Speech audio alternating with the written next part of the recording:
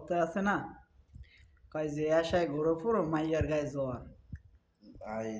মানে রাইত জেগে তুমি ঘোরো, মাইয়ার লাগে দেখা করবা, কিন্তু মাইয়ার গায়ে জ্বর, মাইয়া কম্বল গায়ে দিয়ে ঘুমাই রইছে।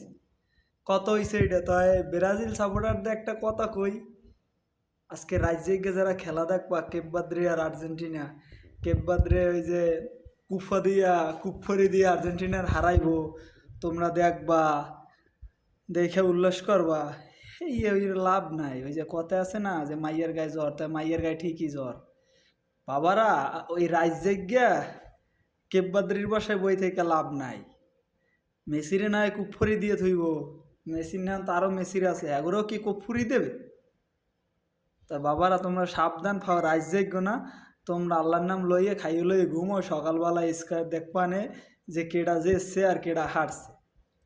ওই ফিফে আমাকে আর্জেন্টিনার কথা মতোই চলবে, আর আমরা ফিফার কাপ এবার নিম। ওই যে দেও না জার্সি কিনি নাই, কিনলে গিয়া এই নে স্টার 3 ডে, এই এই খেলার পরে জার্সি কিনবো, স্টার হইব 4 ডে, 4 স্টারের জার্সি কিনবো।